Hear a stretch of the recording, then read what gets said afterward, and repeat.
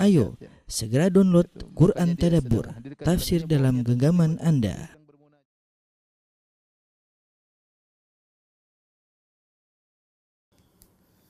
Bismillahirrahmanirrahim. Assalamualaikum warahmatullahi wabarakatuh. Alhamdulillahi ala ihsanih wa syukru lahu ala taufiqihi wa amtinani. Asyhadu an la ilaha illallah wahdahu la syarika lahu ta'ziman li sya'nih. Wa asyhadu anna Muhammadan abduhu wa rasuluhu da'a ila ridwanih. Allahumma shalli alaihi wa ala alihi wa ashabihi wa ikhwani.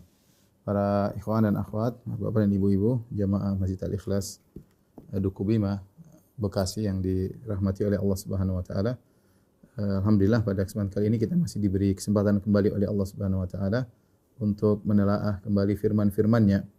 Yang kita tahu bahwasanya semakin kita banyak menelaah firman-firman-Nya, maka akan semakin banyak kebahagiaan yang kita dapatkan ya. Karena Al-Qur'an kata Allah Subhanahu wa taala syifa ya lima fis sudur ya, adalah obat bagi penyakit-penyakit hati ya.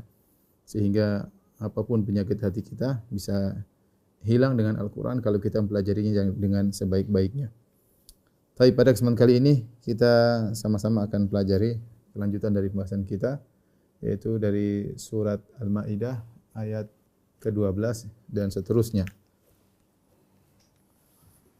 Perhatikan di sini Allah Subhanahu wa taala berfirman, "Laqad akhadallahu mitsaqa bani Israila wa ba'atsna minhum 12 naqiba."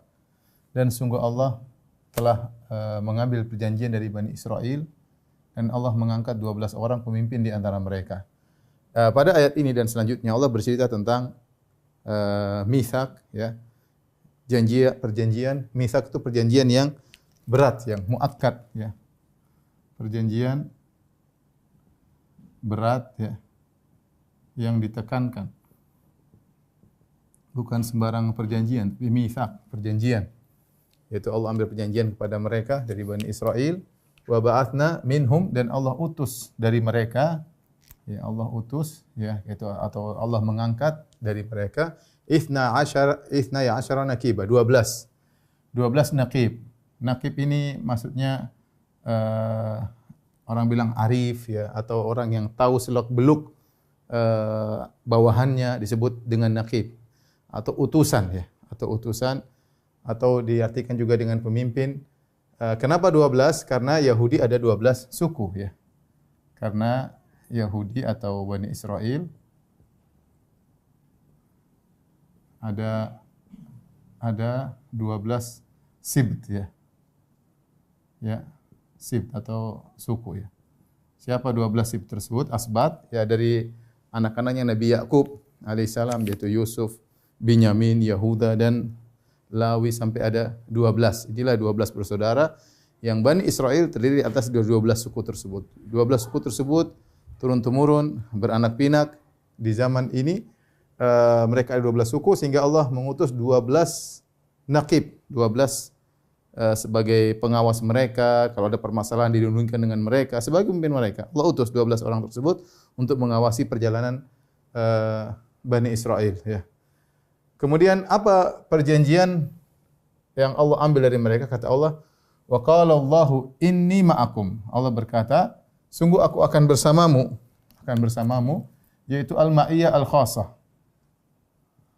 Ya, bersama di sini maksudnya bersama yang spesial, yaitu kebersamaan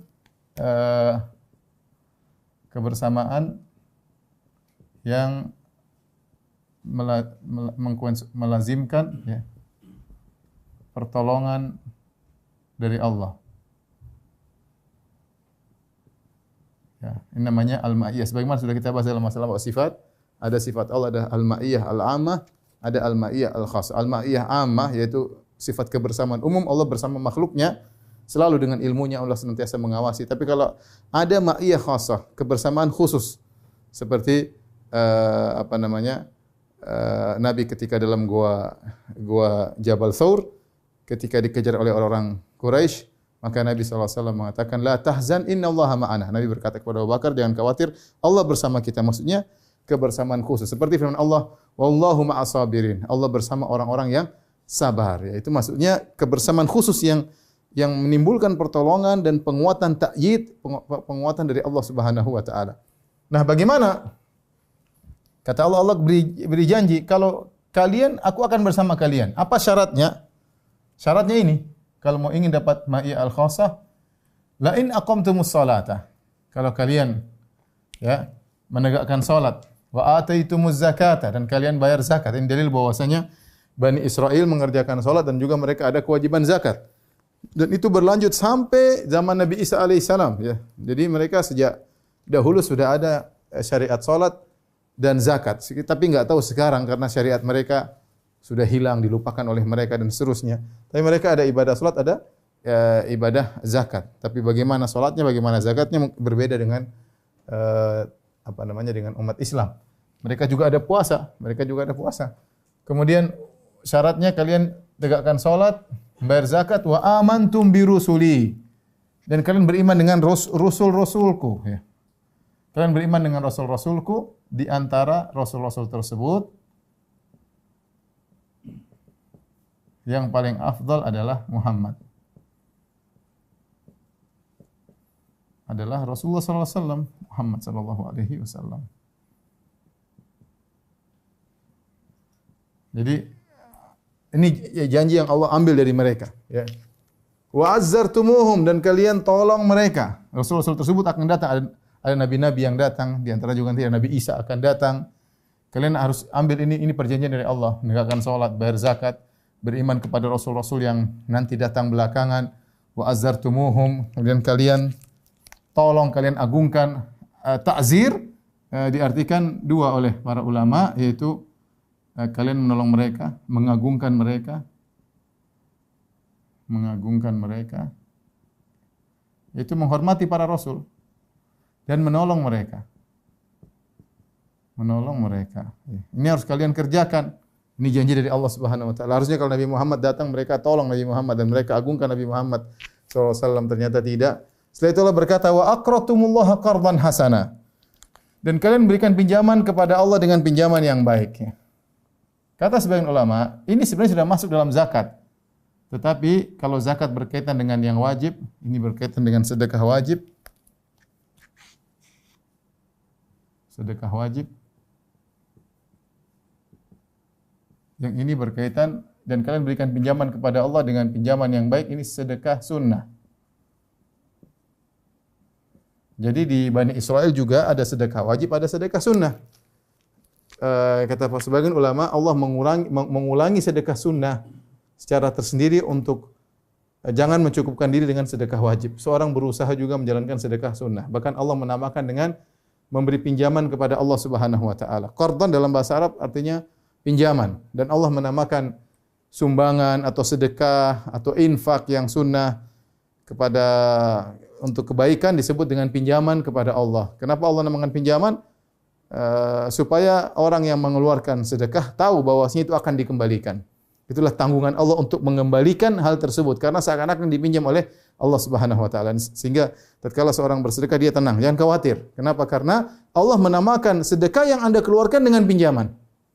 Dan yang minjem bukan sembarang, bukan makhluk, yang minjem Allah Subhanahu wa taala. Dan pasti dikembalikan.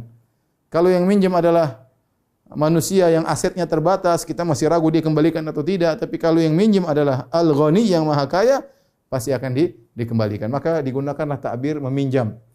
Ya. Apa balasannya? Jadi ini syarat. Inilah yang dari sini sampai ke sini. Inilah mitsaq. Inilah perjanjian yang Allah ambil dari mereka. Menegakkan salat, bayar zakat, beriman kepada para rasul-rasulku, menolong mereka, menghormati mereka, dan memberi sumbangan sedekah. Maka balasannya, inni ma'akum, aku bersama kalian. Kemudian juga balasannya, la ukaffiranna ankum sayyi'atikum, aku akan menghapuskan dosa-dosa kalian. Wa la udkhilannakum jannatin, aku akan masukkan kalian ke dalam surga-surga. Tajri min tahtihal anhar, yang mengalir di bawahnya sungai-sungai. Ya. Ini adalah ganjaran ya, kalau menunaikan mitsaq, perjanjian berat tadi.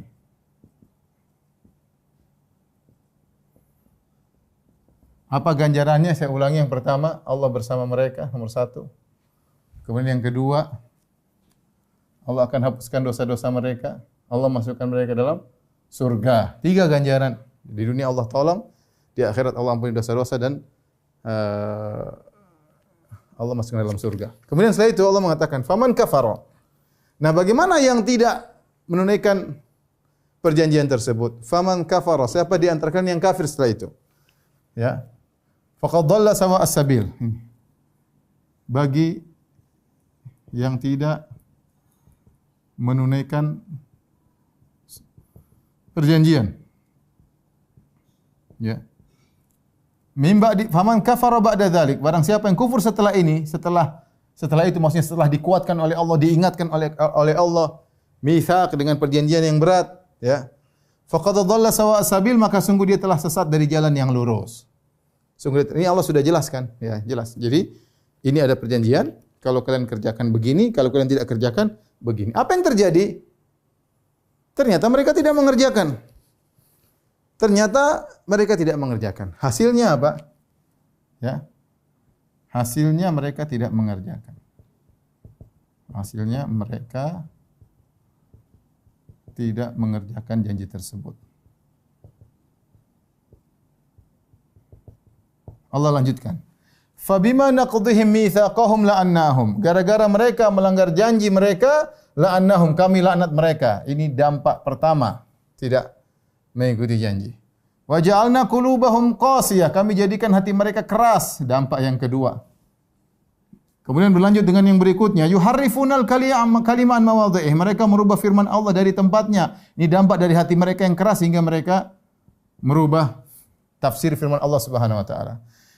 Dampak yang berikutnya, wa nasu hadzam mimma dzukiru bih. Yang keempat, dampaknya gara-gara mereka meninggalkan janji tersebut, mereka melupakan sebagian telah diperingatkan kepada mereka. Yang kelima, wala tazalu tattali'u ala kha'inatin minhum. Engkau wahai Muhammad sampai di zamanmu, ini kan Bani Israel zaman dahulu. Engkau wahai Muhammad sampai di zamanmu, engkau senantiasa melihat pengkhianatan dari mereka. Illa qalilan minhum, kecuali hanya sedikit dari mereka yang tidak berkhianat. Ini bahayanya kalau seorang meninggalkan syariat Allah Subhanahu wa taala, meninggal ketaatan Allah Subhanahu wa taala, maka dampaknya banyak. Ini yang dialami oleh Bani Israel. Kata Allah, "Fabima naqdihim mitsaqahum." Tatkala mereka membatalkan, meninggalkan, melanggar janji mereka yang Allah sudah ambil dari mereka. La'annahum, kami laknat mereka. Dan demikian banyak dosa yang muncul gara-gara dosa sebelumnya. Makanya dikatakan al-khati'atu nadi bi ukhtiha. Dosa memanggil dosa yang lain. Allah dalam Al-Quran banyak. Falamma zagu azagallahu qulubahum. Tatkala mereka menyimpang, Allah simpangkan hati mereka. Allah juga berfirman, wa nuqallibu afidatahum wa absarahum kama lam yu'minu bihi awwala marrah wa nadharuhum fi tughyanihim ya'mahun. Kata Allah Subhanahu wa taala, kami balikkan hati mereka, kami palingkan pandangan mereka sebagaimana mereka tidak beriman sebelumnya. Jadi Allah terkadang menimbulkan hukuman-hukuman dosa-dosa akibat dosa sebelumnya. Seperti firman Allah Subhanahu wa taala tentang orang-orang Yahudi, ya, bahwasanya tatkala mereka fabidzulmin minal ladzina hadu harramna thayyibatin uhillat lahum. Kata Allah Subhanahu wa taala, gara-gara kezaliman orang Yahudi, maka kami haramkan hal-hal yang halal bagi mereka. Kami haramkan hukuman bagi mereka. Seperti juga Allah menyebut tentang dalam surat Al-Baqarah, kata Allah, "Tsumma qasat qulubuhum min ba'di dzalik." Kemudian qasat qulubuhum, yaitu jadilah hati mereka keras setelah itu. Setelah apa? Setelah mereka diperintahkan untuk menyembelih sapi, mereka ngeyel, tanya sini tanya sana, mencari keringanan, gara-gara itu hati mereka menjadi keras. Jadi ikhwan, hati-hati kalau seorang melakukan dosa, segera bertobat. Kalau dia tidak bertobat, khawatir dia terjerumus pada dosa berikutnya dan dia tidak sadar. Kata Allah, wa nadharuhum fi tughyanihim ya'mahun. Mereka berada dalam kesesatan mereka dalam kondisi buta. Ya, orang tidak sadar dari keangkuhan, kemudian kesombongan, kemudian menzalimi, terus dia seperti biasa. Kenapa? Akibat dosa yang pertama dia lakukan. Hatinya keras, tiba-tiba dia terjerumus dalam dosa-dosa berikutnya, wali'adzubillah. Makanya kita manusia yang penuh dosa, kalau kita melakukan dosa segera bertobat, ya, agar hati kita kemudian menjadi lembut kembali, agar bercak-bercak hitam di hati kita dibersihkan oleh Allah Subhanahu wa taala. Lihat ini. Bagaimana gara-gara mereka melanggar janji Allah, 5 problem Allah berikan kepada mereka. Pertama Allah laknat mereka. Apa laknat? Itu dijauhkan dari rahmat Allah. Laknat itu at-tard min rahmatillah. Laknat at-tardu min rahmatillah. Yaitu dijauhkan dari rahmat Allah. Itu namanya laknat. Kalau ada orang bilang laknat Allah kepadamu, maksudnya semoga Allah menjauhkan dirimu dari rahmatnya. Itu maksudnya laknat. Wa ja'alna qulubahum qasiyah. Kami jadikan hati mereka keras. Qasiyah ini ada dua qiraah ya. Qasiyah, kalau ini kan qasiyah, tapi kalau kita lihat di tulisan Rasm Usmani tulisannya cuma begini. Qaf. Qaf ya. Tinggal nanti harokatnya bisa berubah, dua qiraat. Ada harokatnya begini. Qasiyah. Qasiyah. Yang kedua dibaca lain, sama tulisnya sama. Ini namanya Rasm Usmani kayak begini, Usmani. Ya. Tapi harokatnya beda, harokatnya begini. Qasiyah. Qasiyah, beda. Kalau qasiyah jadi dua bacaan, bacaannya wa ja'alna qulubahum qasiyah. Kami jadikan hati mereka keras. Ini sudah kita pahami, hati keras, sulit menerima nasihat, tidak menerima nasihat, dijelaskan dalil-dalil tidak masuk. Ya gimana tidak keras? Mau dijelaskan dalil 1000 dalil tidak akan berubah. Hati sudah keras. Atau dibaca dengan qasiyah. Qasiyah itu adalah dirham qasi, disebut dirham qasi atau darahim qasiyah, yaitu kepingan dirham yang dicampur, tidak murni. Qasiyah artinya ini kepingan dirham yang dicampur, ya. Kepingan dirham yang dicampur, tidak asli. Campur dengan logam yang lain, dengan logam lain. Ya, harusnya kan perak, dicampur dengan logam lain. Sehingga kata sebagian ulama maksudnya hati mereka tercampur dengan kekufuran. Gara-gara mereka melanggar perintah Allah, Allah jadikan hati mereka tercampur dengan kekufuran, dan itu bahaya, ya. Bahaya. Buktinya apa? Menyebabkan dosa berikutnya. Kata para ulama, gara-gara hatinya keras, mereka nekat merubah firman Allah dari tempatnya. Yuharrifunal kalima an mawadhi'i. Mereka merubah firman Allah dari tempatnya, dipindah-pindahin, ditafsirkan ngawur, tidak sesuai dengan Allah inginkan. Akibat berikutnya, wa nasu hadzam mimma dzukiru bi, dan mereka merupakan sebagian telah diperingatkan kepada mereka. Mereka dijadikan lupa dengan Taurat. Lupa di sini ditafsirkan dengan dua penafsiran, nisyan. Nisyan bisa artinya nisyanul amal, yaitu tidak mengamalkan.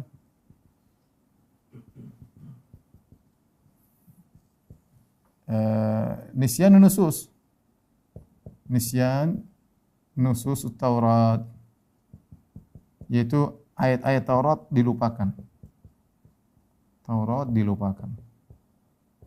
Ini dialami oleh mereka dua-duanya, dan akhirnya mereka lupa banyak dari Taurat, ya, lupa dari Taurat, dan mereka juga tidak mengamalkan, ya. Kemudian berikutnya Allah sebutkan, ternyata hati mereka yang kotor itu berlanjut sampai di zaman Nabi sallallahu alaihi wasallam. Ini mungkin dari zaman Nabi Musa. Terus berjalan sampai zaman Nabi Muhammad sallallahu alaihi wasallam. Kata Allah, "Wala tazalu tattali'u." Kau senantiasa wahai Muhammad senantiasa masih melihat ala kha'inatin minhum, masih ada firqah yang berkhianat dari kalangan mereka. Illa qalilan minhum, kata Allah, kecuali sekelompok kecil dari mereka, dari mereka, ya. Kebanyakan mereka tetap berkhianat, dan itulah yang terjadi di zaman Nabi sallallahu alaihi wasallam ketika Nabi membuat perjanjian dengan Bani Qainuqa, Bani Nadhir dan Bani Quraidah. Tiga-tiganya berkhianat. Dimulai dari pengkhianatan Bani Qainuqa, kemudian dari Bani Nadhir, setelah itu baru kemudian Bani Quraidah, sebagaimana akan kita jelaskan dalam sirah Nabi sallallahu alaihi wasallam, ya.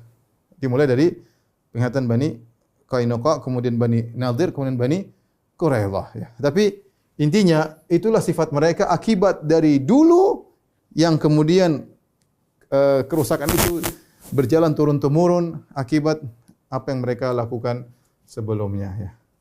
Kata Allah, illa qalilan minhum, kecuali sekelompok kecil dari mereka. Setelah itu kata Allah, fa'fu anhum, maafkanlah mereka, wasfah, berlapanglah dada. Ya sudah, karena Nabi bertangga dengan mereka. Begitulah sifat mereka, ya Rasulullah. Ya sudah, mau diapain? Seakan-akan Allah berkata, ya sudahlah, itu sifat mereka seperti itu, ya sudah maafkan aja. Dan mereka, hati mereka sudah keras, mereka berkhianat, mereka ini, dan Rasulullah harus bertetangga dengan mereka di awal-awal Islam ya seperti itu. Sampai akhirnya mereka benar-benar berkhianat dan menimbulkan bahaya, baru mereka hendak membunuh Nabi harus melawan. Ya, mereka ini berkhianat membantu orang-orang musyrikin untuk menyerang Nabi dalam perang Khandaq, baru Nabi harus melawan. Asalnya Nabi biarin aja. Hukum asalnya Nabi biarin. Ya sudah, bermuamalah dengan tetangga yang sifatnya seperti itu mau diapain? Fa'fu anhum wasfah. Maafkan dan sudah lapang dada.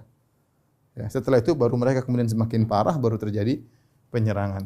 Innallaha yuhibbul muhsinin, sungguhnya Allah mencintai orang-orang berbuat ihsan, ya. Orang-orang berbuat ihsan, berbuat baik kepada manusia, yang dia bertindak selalu merasa diawasi oleh Allah Subhanahu wa taala. Sebagaimana definisi al-ihsan, an ta'budallaha ka'annaka tarahu fa illam takun tarahu fa innahu yarak. Kau beribadah kepada Allah seakan-akan kau melihat Allah. Jika kau tidak mampu, maka yakinlah Allah sedang melihat. Dan itu kita hidupkan dalam segala ibadah kita. Kita salat, yakin Allah melihat, sedang mengawasi kita salat. Kita ceramah, Allah sedang melihat kita sedang ceramah. Kita pengajian, kita yakin Allah sedang melihat kita sedang pengajian. Kita berbakti sama orang tua, Allah sedang menilai. Kita sedang ngobrol sama kawan, pilih kata-kata, kita yakin Allah Subhanahu wa taala juga melihat apa yang kita ucapkan. Allah tahu isi hati kita sebelum kita ucapkan. Orang yang selalu demikian, merasa diawasi oleh Allah Subhanahu wa taala, itu orang-orang yang ihsan, derajatnya paling tinggi. Islam, iman, baru apa? Ihsan. Namun tidak semua orang mencapai derajat ihsan. Ya, tidak semua orang bisa menghadirkan hal tersebut ketika dia beribadah dalam muamalahnya, ya, dan seterusnya. Jadi saya katakan ihsan ini cuma bukan berkaitan dalam ibadah saja, dalam ibadah artian dalam ibadah kita sedang beribadah kepada Allah, bahkan dalam muamalah kita sehari-hari, kita dengan istri kita dengan suami kita dengan anak-anak, ada ihsan. Allah sedang melihat saya, apa sikap saya terhadap istri saya. Allah sedang melihat saya, apa sikap saya terhadap anak-anak, terhadap orang tua dan yang lainnya. Jadi kata Allah, maafkanlah mereka sikapnya sudah seperti itu. Demikian orang Yahudi. Kemudian kita lanjutkan ayat ke-15. Kata Allah, "Wa minal ladzina qalu inna nasara." Ya, demikian juga kami mengambil perjanjian dari orang-orang yang menyatakan diri mereka Nasara. Ini maksudnya apa? Demikian pula kami mengambil perjanjian. Dari siapa? Dari orang-orang yang menyatakan kami Nasara. Kenapa mereka disebut Nasara? Ada dua pendapat. Nasara disebutkan dari perkataan Hawariyun, qala al-hawariyuna nahnu ansarullah. Kami ini penolong-penolong Allah. Ya, disebut Nasara. Kata Allah Subhanahu wa taala dari penolong, qala al-hawariyuna nahnu ansarullah. Kami para penolong. Makanya Nasara diambil dari penolong. Kami ini penolong-penolong Allah. Hawariyun maksudnya adalah murid-murid Nabi Isa. Ada yang mengatakan Nasara adalah dari kampung mereka, tempat Nabi Isa berdakwah, ya. Dari nama kampung, ya. Kampung namanya Nasrah atau seputar itu. Namanya Nusrah atau Nasrah, ya. Intinya ini nama kampung. Sehingga dinisbahkan kepada tempat tersebut. Orang disitulah awal kali Nabi Isa berdakwah, murid-muridnya berkumpul di situ. Allah alam bisawab. Intinya mereka menamakan diri mereka Nasara. Kata Allah, akhadna mitsaqahum. Lihat, kami mengambil perjanjian mereka. Sebagaimana kami mengambil perjanjian dari orang-orang Yahudi sebelum mereka. Tapi apa yang mereka lakukan sama? Mereka tidak menunaikan. Fanasu hazzam mimma dzukkiru bih. Dan mereka melupakan sebagian dari apa yang mereka ingatkan. Lupa. Mereka lupa. Lupa tadi sudah kita jelaskan ada dua. Lupa Injilnya atau tidak mengamalkan. Lupa Injilnya, ya, lupa diamalkan. Di antara kritikan sebagian orang Nasara terhadap orang Nasara yang lain, yaitu mereka mengkritiki dari sisi risalah-risalah Paulus. Kalau Injil-Injil Nabi Isa mengajarkan tentang pentingnya beramal soleh, tetapi Paulus seakan-akan memberikan mereka ketenangan bahwasanya dosa mereka sudah diampuni sehingga mereka lalai dari beramal saleh. Jadi banyak syariat yang mereka tinggalkan. Kenapa? Gara-gara ajaran Paulus. Demikian kata sebagian kritikus dari mereka, ya. Bahwasanya Paulus ini yang mengatakan bahwasanya Nabi Isa turun untuk menebus dosa manusia, Allah mengutus anaknya untuk menebus dosa manusia. Barang siapa yang beriman kepada Yesus maka dia akan selamat, Itulah juru selamat. Dan ini semua membuat mereka berpangku tangan, ya, maksud dalam tanda kutip yaitu mereka tenang, tenteram dengan meyakini Yesus sebagai juru selamat sehingga mereka merasa mudah selamat meskipun tidak menjalankan banyak syariat. Akhirnya banyak syariat yang mereka tinggalkan. Ya. Lihat sekarang mereka bagaimana. Kasihan saya lihat mereka ya beribadah seminggu sekali itu pun jarang mereka datang. Kapan mereka ingat dengan Tuhan ya. Kemudian puasa entah mereka kerjakan lagi atau tidak ya. Syariat-syariat yang di Taurat ya sudah ditinggalkan banyak ya. Taib. Ketika mereka meninggalkan Injil, mereka lupa Injil dan mereka lupa mengamalkan, fa aghraina bainahumul adawata wal baghdha, maka kami timbulkan di antara mereka permusuhan dan kebencian. Permusuhan kebencian. Kebencian ada lebih parah permusuhan, ya. Makanya Nasara juga berfirqah sejak zaman dahulu. Kalau dahulu ada namanya Mulkani, ada Nusturi, ada Yakubiyah, ya. Dan banyak firqah-firqah sampai sekarang masih ada firqah-firqah mereka tentunya, ya. Ketidakcocokan di antara mereka. Taib. Ila yaumil qiyamah, yang kebencian tersebut, permusuhan di antara mereka akan berlanjut sampai hari kiamat dan kita meyakini hal itu. Sampai sekarang mereka masih tercerai-berai, masih ada kebencian di antara mereka, ya. Saling menyesatkan di antara mereka. Kata Allah Subhanahu wa taala, wa sawfa yunabbi'uhumullahu bima kanu yasna'un, dan kelak Allah akan memberikan kepada mereka, memberitakan kepada mereka apa yang telah mereka kerjakan, ya. Semua yang mereka kerjakan ini akan dikabarkan oleh Allah pada mereka. Baik. Tolong dibalik. Bentar.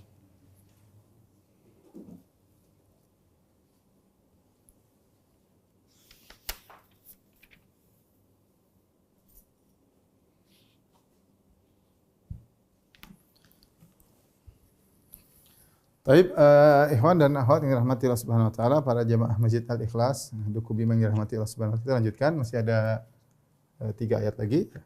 Allah berfirman setelah itu, ya ahlal kitabi qad ja'akum rasuluna yubayyinu lakum katsiran mimma kuntum tukhfuna minal kitabi wa ya'fu an katsir. Qad ja'akum minallahi nurun wa kitabun mubin.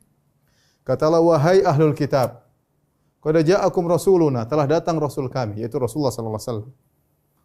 Yubayyinu lakum, menjelaskan kepada kalian, katsiran mimma kuntum tukhfun, banyak dari yang kalian sembunyikan, minal kitab, dari Taurat kalian sembunyikan, dari Injil kalian sembunyikan, wa ya'fu an katsir, dan membiarkan banyak pula yang kalian sembunyikan tidak dibongkar oleh Rasul kami. Qad ja'akum minallahi nurun wa kitabun mubin, telah datang dari Allah cahaya dan kitab yang menjelaskan. Tapi apa maksud ayat ini? Allah ingatkan tentang nikmat yang Allah berikan kepada umat manusia, di antaranya kepada ahlul kitab, yaitu nikmat Rasulullah sallallahu alaihi wasallam. Wahai ahlul kitab, telah datang rasul kami yaitu Muhammad sallallahu alaihi wasallam. Muhammad sallallahu alaihi wasallam. Kita tahu Muhammad sallallahu alaihi wasallam adalah rasul nabiyul ummi. Nabiyul ummi, yaitu tidak bisa baca, tidak baca dan tidak tulis, tidak menulis. Ya. Ya. Wa ma kunta min qablihi wa ma kunta tatlu min qablihi min kitabin wa la takhutuhu bi yaminik idzal lartabal mubtilun. Kata Allah Subhanahu wa taala, kau Muhammad sallallahu alaihi wasallam, sebelumnya kau tidak pernah bisa membaca dan kau tidak bisa nulis. Idzal lartabal mubtilun, seandainya kau bisa baca, bisa tulis, orang-orang ahli batil akan ragu, Muhammad itu hanya baca buku-buku dulu, hanya dengar-dengar dari orang-orang dulu, sehingga cuma ngadopsi bikin Al-Quran. Kalian tahu Muhammad dari ummah ummiyah, tidak bisa baca, tidak bisa tulis. Ternyata yang menakjubkan, Rasulullah SAW bukan hanya menjelaskan tentang kisah-kisah terdahulu yang ada di Taurat, beliau tidak pernah baca. Ya. Bahkan Muhammad SAW menjelaskan perkara-perkara yang mereka sembunyikan. Ini yang perlu kita perhatikan. Jadi Muhammad SAW tidak hanya menjelaskan tentang sebagian isi Taurat,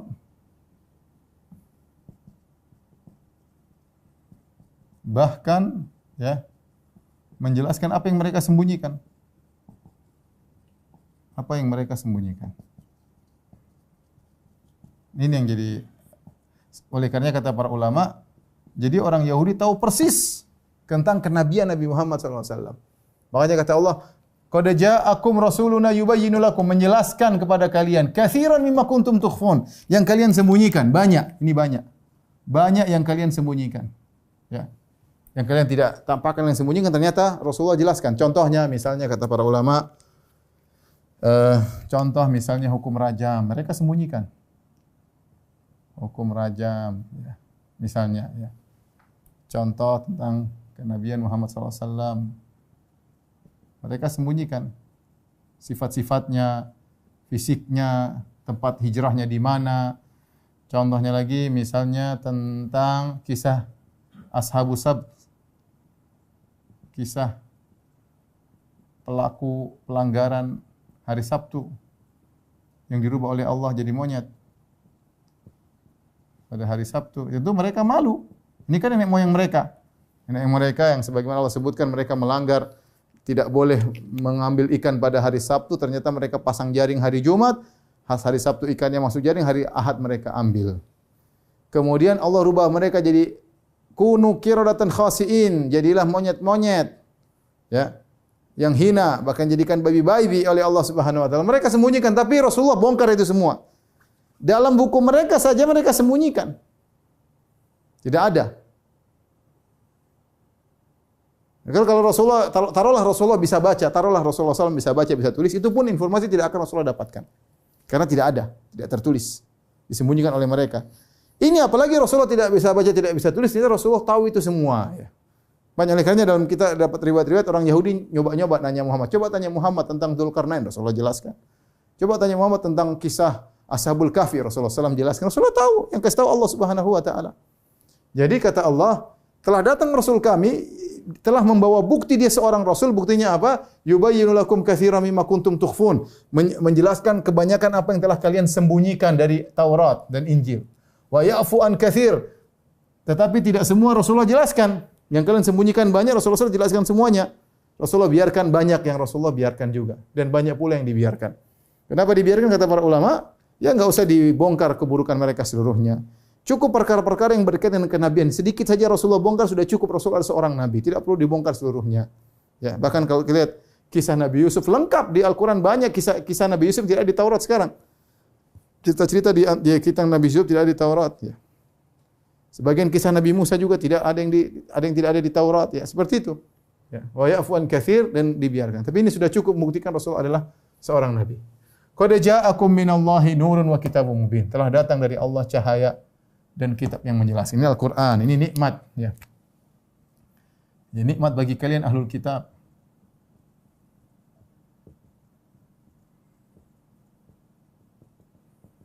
Apa? Al-Quran. Subhanallah, mereka tahu. Mereka tinggalkan kenapa? Gara-gara Nabi bukan bangsa Yahudi. Itu aja, karena Nabi bukan dari Bani Israel. Sehingga mereka tidak mau beriman. Itu aja sebabnya. Ya, mereka tahu ciri-ciri Nabi, tapi itulah gara-gara Rasulullah SAW bukan orang Yahudi, mereka tidak beriman. Allah jelas tentang Al-Quran. Al-Quran tersebut, yahdi bihillahu manittaba'a ridwanahu subulas salam. Dengan kitab itulah Allah memberi petunjuk kepada orang-orang yang mengikuti keridhaannya, yang mencari keridhaan Allah. Yang mencari keridhaan Allah. Keridhaan Allah.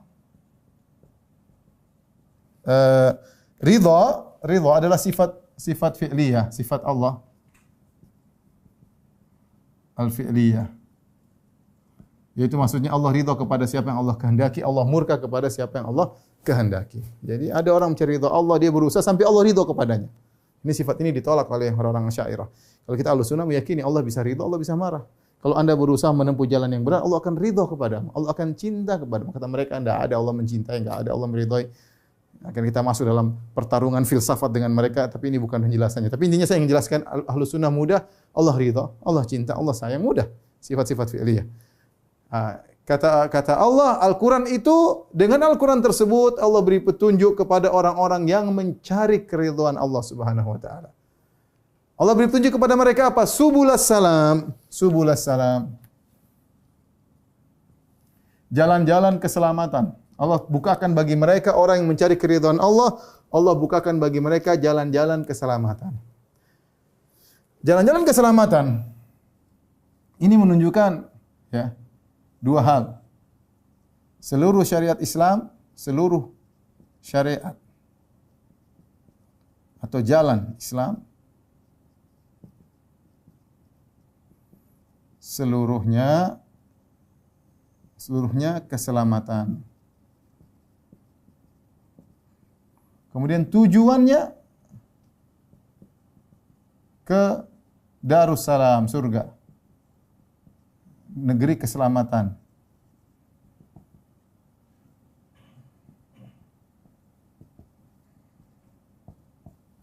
Allah menamakan jalan-jalan syariat dengan subul, jalan-jalan keselamatan. Ini menunjukkan bahwasanya, perhatikan ya, ini keistimewaan Islam. Makanya kenapa Islam di mana-mana orang mengatakan assalamualaikum, assalamualaikum, assalamualaikum. Karena syariat Islam seluruhnya keselamatan. Selamat bagi pribadi, kalau orang menjalankan Islam, pribadi selamat, keluarga selamat dengan menjalankan sunnah-sunnah Nabi, ya, hidup tentram, keselamatan, kemasyarakat, ada aturan-aturan dalam Islam luar biasa, kenegaraan, ada aturan luar biasa. Bahkan kalau orang non-muslim tinggal dalam negeri Islam juga menjalankan aturan Islam, dia selamat. Bagaimana? Lengkap semuanya, antara bos dengan pembantu, dengan budak bahkan, ya. Sampai Nabi ketika mau meninggal dunia kata Nabi, as-salata as-salata wa ma malakat aymanukum. Apa wasiat Nabi ketika mau meninggal dunia? Perhatikan salat, perhatikan budak-budak kalian. Nabi yang berkata, perhatikan budak-budak kalian menjelang Rasulullah SAW meninggal dunia. Nabi yang melarang kita menzalimi orang kafir. Kata Nabi SAW, ala man zalama mu'ahadan, aw intaqasahu, aw kallafahu fawqa taqatihi, aw akhadha min malihi bighairi tibi nafsin, fa ana hajijuhu yaumal qiyamah. Ketahuilah siapa yang menzalimi orang kafir, ya, bukan orang kafir harbi yang sedang berperang, ya, orang kafir yang tinggal bersama kita, punya perjanjian damai. Ya. Siapa yang menzalimi dia atau menjatuhkan dia tanpa hak, atau membebani dia dengan pekerjaan di luar kemampuannya, mentang-mentang dia kafir, kita orang muslim dikasih kasih gajinya sama tapi kerjanya lebih berat daripada yang lain. Enggak boleh. Ya, menzalimi itu namanya. Atau ngambil hartanya tanpa dia ridha, aku akan bersidang dengan dia pada hari kiamat kelak. Ya, aku akan membela orang ini pada hari kiamat kelak. Ini peringatan yang keras dari Nabi SAW. Karena Islam semuanya keselamatan. Mau apa saja, praktek kisos. Orang mencuri potong tangan itu menimbulkan keselamatan. Dilarangnya zina menimbulkan keselamatan keluarga. Bahkan saya katakan disyariatkan poligami menimbulkan keselamatan bagi masyarakat. Hilangnya banyak permasalahan sosial. Kalau membunuh, dibunuh, hilang dari kriminal yang ada kalau kita jalankan syariat Islam. Semuanya adalah keselamatan. Adab bertetangga, adab kepada orang tua. Siapa yang ngajarin beradab kepada orang tua seperti Islam? Semua jalan yang diajarkan Islam semuanya keselamatan. Ada bergaul, ada berbisik-bisik, ada mendengarkan pembicaraan orang lain, semuanya keselamatan. Tidak ada agama sedetail Islam dan semuanya baik. Makanya kalau orang menjalankan syariat Islam semuanya akan selamat. Dari person-person, individu sampai kepada masyarakat sampai ke negaraan. Tapi ya tidak semua orang mau menjalankan, tidak semua orang percaya.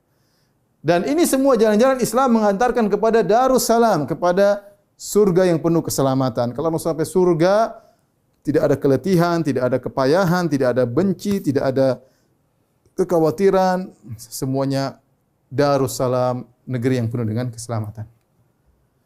Wa yukhrijuhum minadh-dhulumati ilan nur. Al-Quran tersebut mengeluarkan manusia dari kegelapan menuju cahaya dengan izin Allah Subhanahu wa taala. Ikhwan, betapa kalau dulu kita belum mengenal syariat Islam, kita belum mengaji, kita dalam kegelapan, dalam zulumat, dalam kejahilan, dalam zulumat. Ya, hati gelap. Tapi subhanallah setelah mengenal Islam, tahu indahnya Islam, tahu indahnya syariat Islam, tahu indahnya sunnah. Maka kalau kita berpegang teguh Al-Quran, Allah akan menolong kita dari kegelapan menuju cahaya dengan izin Allah Subhanahu wa taala. Wa yahdihim ila siratim mustaqim. Dan Allah akan beri petunjuk kepada mereka kepada jalan yang lurus, ya. Itu menuju surga. Ayat terakhir pada malam hari ini kita bahas salah satu perkataan kekufuran orang Nasara. Kata Allah, laqad kafara alladziina qalu innallaha huwal masiih ibnu Maryam. Ingat pernyataan mereka. Jadi mereka bermacam-macam. Allah SWT dalam Al-Quran ada 3 kelompok. Sekarang mungkin berkembang lebih banyak. Di antara kelompok mereka ada yang mengatakan Allah adalah Isa. Isa adalah Allah adalah Isa. Ya. Ada yang Trinitas. Oh enggak, Allah lain tiga oknum tapi satu hal. Allah, Ruhul Kudus, Nabi Isa. Tiga tapi satu. Lebih aneh lagi ya. Telah kafir orang yang mengatakan Allah adalah Isa bin Maryam. Allah adalah Isa. Isa adalah Allah, Allah adalah Isa.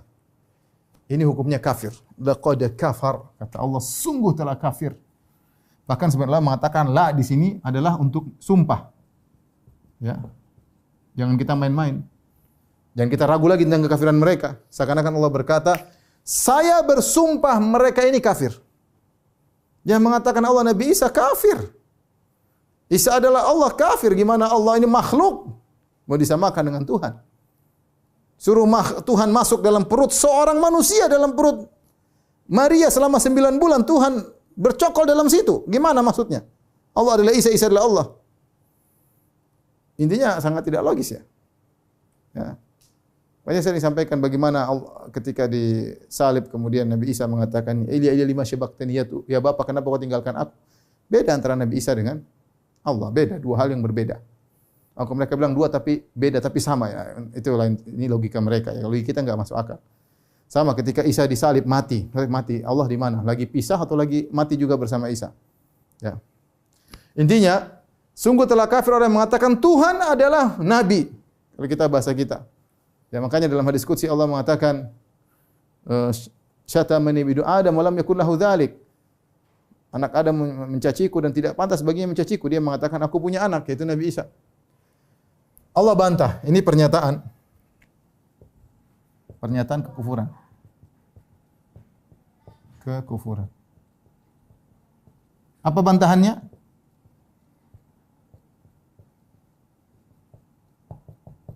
Bantahannya ini. Pertama, kata Allah, "Qul fama yamliku minallahi syai'an in arada an yuhlikal masih ibn Maryam wa ummuhu fil ardi jami'an." Bantahannya, katakanlah, siapa yang bisa menghalangi Allah kalau Allah ingin membinasakan Nabi Isa dan ibunya dan seluruh manusia di muka bumi? Siapa yang bisa tahan? Apakah Nabi Isa bisa tahan kehendak Allah? Apakah ibunya bisa tahan yang dianggap disembah juga oleh sebagian mereka? Ya. Patung Bunda Maria, apakah Bunda Maria bisa menahan apa yang Allah kehendaki? Apakah kalau Allah ingin mematikan Nabi Isa ada yang bisa menghalangi? Allah matikan Tuhan maksudnya. Nabi Isa bukan Tuhan. Allah matikan ibundanya, matikan Nabi Isa ya. Kalau Allah berkehendak siapa yang bisa menghalangi? Kalau Tuhan harusnya bisa menghalangi. Ini bantahan pertama. Ya, bantahan yang kedua, walillahi mulku samawati wal ardi bainahuma. Kata Allah Subhanahu wa taala, dan milik Allah lah kerajaan langit dan bumi dan apa yang di antara keduanya. Taib. Ini semua alam semesta. Apa hubungan Nabi Isa dengan ini semua? Apa hubungan Bunda Maria dengan ini semua? Apakah Nabi Isa menciptakan ini yang Bunda Maria? Tidak ada. Semua ciptaan Tuhan. Ini milik Allah. Bukan cuma Nabi Isa doang, ibunya, seluruh nabi, langit dan bumi, semua alam semesta milik Allah. Allah yang ciptakan ini milik Allah. Nabi Isa tidak memiliki apa-apa. Bagaimana? Dan dia di antara makhluk yang dimiliki oleh Allah. Bagaimana makhluk menjadi Tuhan? Dimiliki oleh Allah kemudian dianggap seperti pemilik, seperti Tuhan. Enggak. Bantahan yang ketiga, yakhluqu ma yasha. Kata Allah, Allah menciptakan yang apa Allah kehendaki. Manusia Allah ciptakan ada 4 model.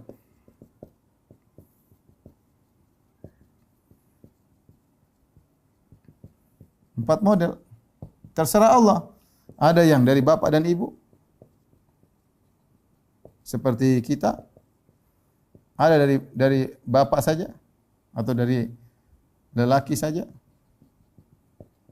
Yaitu Hawa. Kemudian ya ada dari ibu saja. Itu Isa bin Maryam. Tanpa ayah, tanpa ibu. Nabi Adam alaihissalam. Allah jelaskan, inna mathala Isa indallahi kamathali Adam. Sungguhnya Isa itu sama seperti Adam, khalaqahu min turab, ciptakan dari tanah, kemudian kun fayakun, jadi maka jadilah. Kalau Isa gara-gara cuma dari ibu dianggap Tuhan, Adam lebih utama untuk menjadi Tuhan. Yakhluqu ma yasha, Allah menciptakan Nabi Isa dan Allah kehendaki dengan cara demikian. Wallahu ala kulli syai'in qadir. Sungguh Allah Subhanahu wa taala Maha Kuasa atas segala sesuatu. Oleh karenanya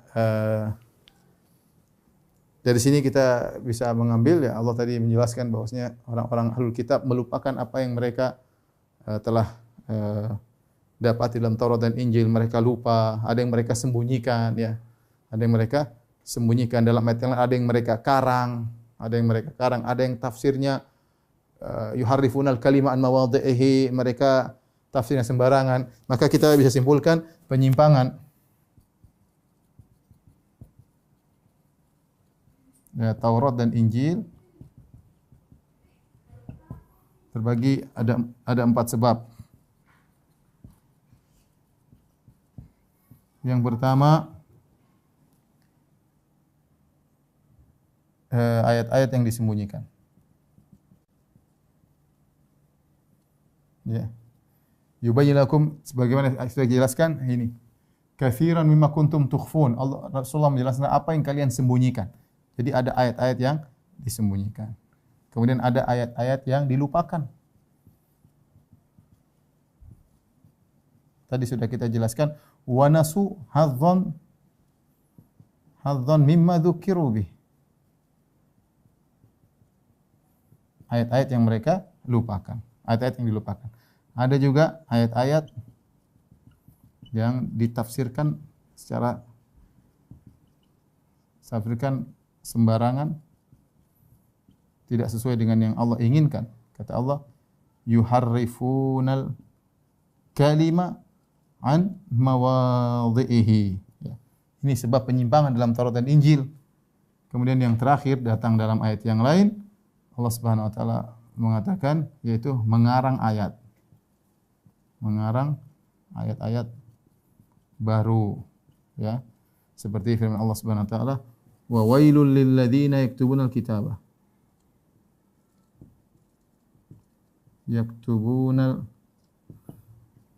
Yaktubunal kitaba bi aydihim thumma yaquluna hadza min indillahi liyashtaru bihi thamanan qalila fawailul lahum mimma katabat aydihim wa lahum mimma yaksibun. Sungguh celaka orang-orang yang menulis Alkitab dengan tangan mereka sendiri, kemudian mereka berkata ini adalah di sisi Allah. Liyashtaru bihi thamanan qalila, hanya untuk mendapatkan sedikit dari dunia. Fawailul mimma katabat aydihim, celaka apa yang mereka tulis tangan-tangan mereka. Wawailul lahum mimma yaksibun, dan celaka atas apa yang mereka perbuat. 3 kali celaka Allah bilang. Oleh karenanya, sebagaimana pernah saya jelaskan dalam masalah iman kepada kitab, saya jelas tentang penyimpangan dalam Taurat, penyimpangan dalam Injil, ya itu ada pembahasan khusus. Saya rasa sampai sini dulu pertemuan kita malam ini. Insyaallah kita lanjutkan pada pertemuan pekan depan. Demikian apa yang bisa disampaikan, kurang lebih saya mohon maaf. Subhanakallah bihamdik, asyhadu an la ilaha illa anta astaghfiruka wa atubu ilaik. Assalamualaikum warahmatullahi wabarakatuh.